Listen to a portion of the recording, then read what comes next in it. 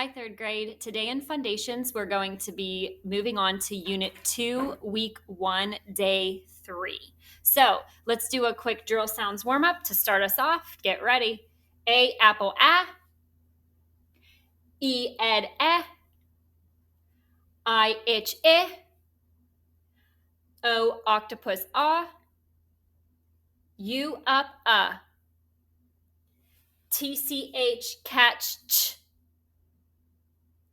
CH, chin, ch. ANG, fang, ang.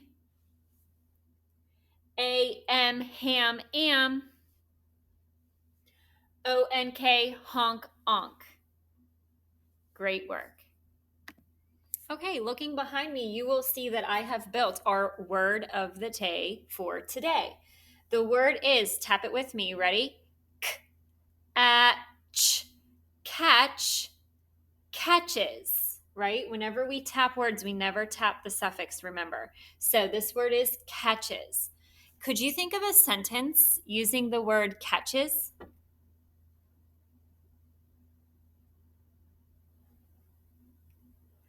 Okay, this could be a verb, an action, like the player in the outfield catches the ball. Okay, that's what he did. But it could also be the player in the outfield has several catches this season in baseball, right? So it could be a thing, a plural noun as well. Very good. Do we remember that we put the TCH at the end of the base word because it follows the short vowel? Hopefully you remember that. Right. And so if we were to mark this word, underline the base word, circle the suffix for catches. Good job. And one last thing, catches. Remember, sometimes this ES might sound almost like a Z. He catches the ball. He catches the ball. But we know that it's the ES suffix. Okay, now we're going to add our word of the day, catches, into our student notebook. So if you get out your Castle book and turn open to page 60, we're going to add this word right below the word crunch. We had that as a word of the day back in Unit 1. Okay, so next to the next C, you're going to write catches, and then we need to mark it up. So let's see. We know that catch, the base word, we should know anyway, is a closed syllable. It has one short vowel and it's closed in by this trigraph. So make sure we mark all of those things. Okay. To mark our suffix, we're going to simply circle the suffix at the end. So go ahead and mark this down on page 60. Okay, next on page 60, we're going to write a sentence using our word of the day. Our sentence is going to be, the player catches the ball in the end zone. Obviously, I was thinking of football when I was thinking of our sentence today. So, check the beginning of your sentence. Start with a capital letter, always. The player catches the ball in the, and here's a compound word, end zone. It's one word. And don't forget your punctuation at the very end. If you need to pause this video and finish copying the sentence onto page 60 in your student notebook, please do that. Okay, but let's go ahead and also scoop this sentence into meaningful phrases. So, if I were saying this and reading it orally, I would say, the player catches the ball in the end zone.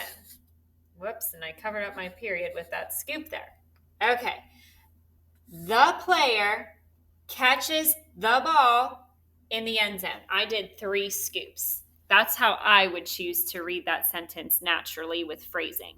Okay, so add that to page 60. And when you're all done, your page 60 should look like this. We now have crunch and catches there. Again, if you need to pause the video, please do. Okay, now in Unit 2 of Foundations, we've been learning and reviewing a lot of our suffixes. And today we're going to add a few more. The first one we're going to add is ER, and we're also going to add EST. So looking at these two suffixes, which column do you think they belong under?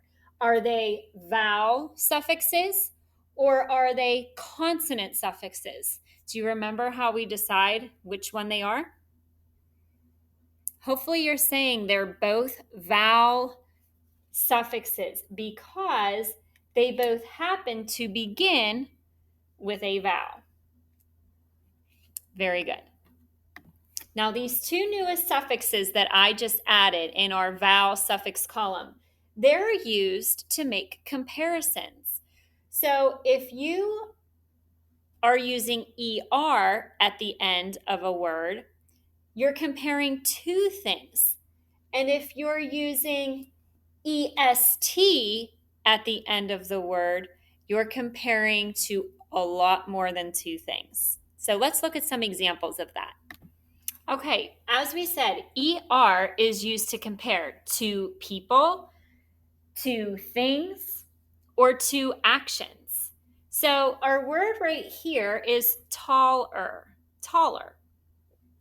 Can you think of a sentence using taller?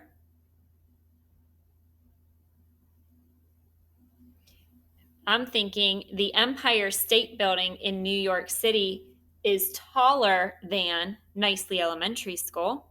Okay, I'm comparing two things to one another. The Empire State Building compared to Nicely Elementary School. Now, if we happen to compare more than two things, like say three things, we don't want the suffix ER anymore. We want the suffix EST. And now our word is what? Tall, tallest. So I could say the Empire State Building in New York City is the tallest building in New York, right? Even though now I'd actually have to change that fact because the tallest building in New York City is the new One World Trade Center, which is 1,776 feet tall. The Empire State Building, in case you're interested in this fun fact, is only 1,250 feet tall. So, Empire State Building is no longer the tallest building in the city, but the One World Trade Center is. Now, it's important to know that this suffix ER is also sometimes used to mean a person who does something. So, for example, the word teacher, right, is a person who teaches. What about this word behind me? Sing, right? Right now, it is a verb, an action. But when you attach this ER suffix, now it's singer. It's a person who does what action? Sings, right. Now I'm going to review with you two new suffixes. We're really learning a lot of suffixes in Unit 2. The first one is less, L-E-S-S, and the second one is fool, F-U-L. Now be careful with this one. A lot of times when children are spelling words like beautiful, thankful, helpful, they always want to spell it with F-U-L-L. But when it's a suffix, it's only F-U-L. So be careful of that. Look at this word behind me. The word is right now, thank, right? That's something that you should do, right? If you're using good manners, you thank somebody. But now the word is thankful. Thankful is a good adjective that should be used to describe you. Hopefully you're thankful for many things. If you are thankful, you are full of thanks, right? You have a lot of gratitude. about things in your life or something that somebody did for you, you're thankful and you're appreciative. Hopefully, you're not the opposite, because these two are opposites. Okay, so thankless. If you are thankless, that means you do not appreciate things that are done for you. And you're not grateful. You're thankless. That's not so much a quality that you want to have. So, thankless. Less is a suffix that means you're without thanks. Okay, without. But full means you're full of it. So, see how they are opposite or antonyms? Okay, behind me now I have 3 words. They all, you should notice, have a suffix attached to the endings.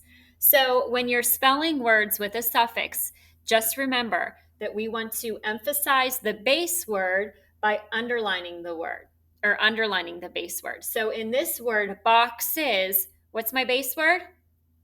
Box. What's my suffix? ES. So I'm circling the suffix every time. This next word, tallest. What's my base word? Tall. What's my suffix? EST. Right. Last one, thankful. What's my base word? Thank. What's my suffix? Full. Excellent. Now, you'll notice that both of these suffixes that I just introduced, are they going to go in my vowel suffix column or my consonant suffix column? Look at what letter they start with. F and L. They're both consonants, right? So I'm going to add them up here. Yep, you can see, to my consonant suffix column. Very good.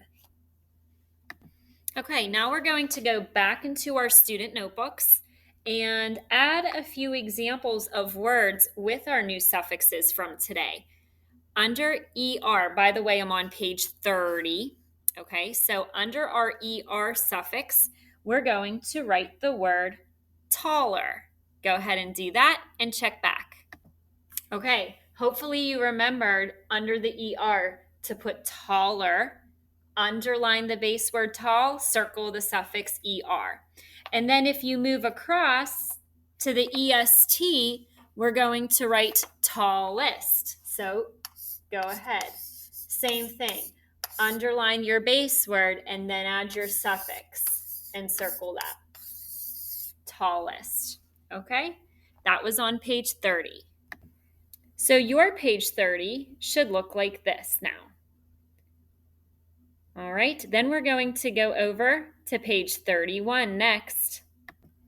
Okay, on page 31, you should see we have full and less. So those are our suffixes from today, and we're going to add the word under the suffix full, thankful. See if you can do that and underline the base word and circle the suffix for thankful on page 31. Okay, here's what my page 31 looks like so far. Did you remember? Thank, A-N-K, bank, ank is in there. And then F-U-L, only one L on the suffix. Now move across the page to our other suffix, less, and you're going to write the word thankless. Thankless. Okay, that should have been a pretty easy job there on page 31. Thankful and thankless. Those are antonyms or opposite words. Okay, now you're going to turn to the understanding suffixes pages in your student notebook, which happens to be on page 34. The ones that I starred are the ones that we're going to review now together. So look at the suffix ing at the top. For example, disrupting. That is a verb. Disrupting is something that hopefully, though, you don't do, especially in school. It means if that ing suffix is on there, it is happening now. So disrupting is doing this now. Whereas ed, like disrupted, that's still a verb, but it means that it already happened in the past. So ing and ed are suffixes that are attached to verbs to indicate when something is done or has been done. Okay? Next box, next row, we're looking at the suffixes ER versus EST. So, for example, quicker. That's describing something that is more quick than one other thing. Remember from today, ER is used to compare two things. And if you're describing a person as being quicker than another, describing words are adjectives, okay? EST, on the other hand, like quickest, describes something that is the most quick. So it has to be three or more things you're comparing, okay? Both ER and EST are suffixes that are used to compare things. And the last row that we're going to do today is less and full. Those are our consonant suffixes that we added today. Less, like thankless, means you're without any thanks. That's not a good quality. Whereas thankful means that you're full of, or you're with much thanks. So less and full mean with or without. Okay, one of our last activities today is to review some of our homophones, or sound-alike words. So when I hold them up, let's review. Are you ready? These are all from Unit 1. Here we go. Right. Whenever I do this with my students, we have a gesture or a signal to help us remember the word. So this right, R-I-G-H-T, means you're correct. So we always go like this with our right hand, okay? Because it also means the opposite of left. So we always use our right hand and put our thumbs up to mean correct. Try this one. Which, W-H-I-C-H. You're asking which one? So that's our signal. Which flavor of ice cream do you want? Which team won the game? Try this one. Ooh, the other which, right? W-I-T-C-H. Our signal for that word is stirring the witch's brew, okay? A female who has magic powers. This one? No. Here's our signal. If you know something, you understand it completely. Whereas this one, no, is a negative response to a question. It's the opposite of yes, right? So we just nod our heads no. And this one, our last one that we've done, is right. Now this right, we just pretend we're writing with pencil and paper. Okay, that's our gesture. Very good review. Okay, our next new pair of homophone words are sun and sun. Again, they sound the same, but they mean different things and they are spelled differently. Let's look first at this one, S-U-N. Hopefully you remember that this sun is a star in the universe that provides warmth and sunlight.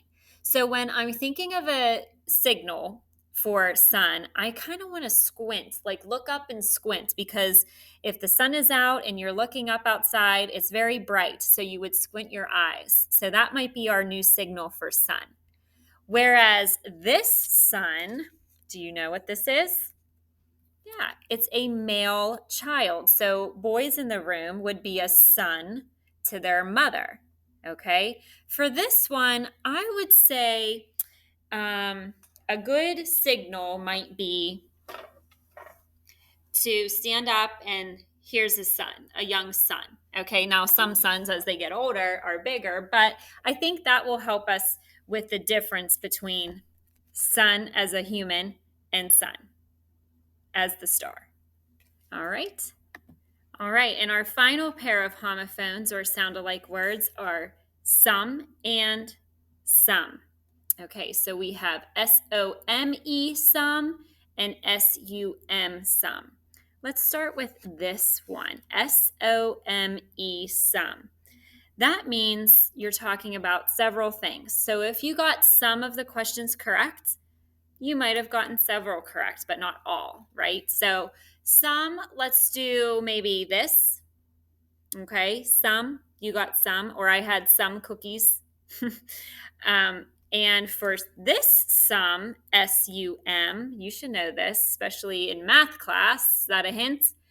Okay, it's the amount of money that you have or the answer when you are adding numbers together is your sum. So I think a good signal for this sum, since it's your answer when you add, would be make a little plus sign with your fingers. Okay? Plus sum. All right. So we're going to add these sound-alike words in our student notebook. So go ahead and get those back out for one last time. Okay, when you get to your sound-alike section in your student notebook, all 4 of our homophones start with the letter S. Okay, so the first one that you should come upon is this sum, S-O-M-E, sum. That means several things. And again, that's found on page 106 in your student notebook. So if you need to pause, get that definition copied down. Now the other sum, S-U-M, is over on page 107. And remember, sum, when we make the plus sign as our signal, is an amount of money or the answer when numbers are added together. So I will hold this up. You can pause the video to get it copied down under S-U-M, sum, an amount of money or the answer when numbers are added together. Okay, back on page 106, the next one was son, S-O-N. Okay, remember we went like this, the young son, a male child. A male child. And again, I will hold this up so that you can copy. And the last homophone is sun, S-U-N, which is again on page 107. Sun is a star in the universe that provides warmth and daylight. So remember, our signal for that was to squint when we look up. Okay, again, pause the video so that you can get the last definition for that sound-alike word down. All right, 3rd grade, that's all I have for you today. Thank you for joining me.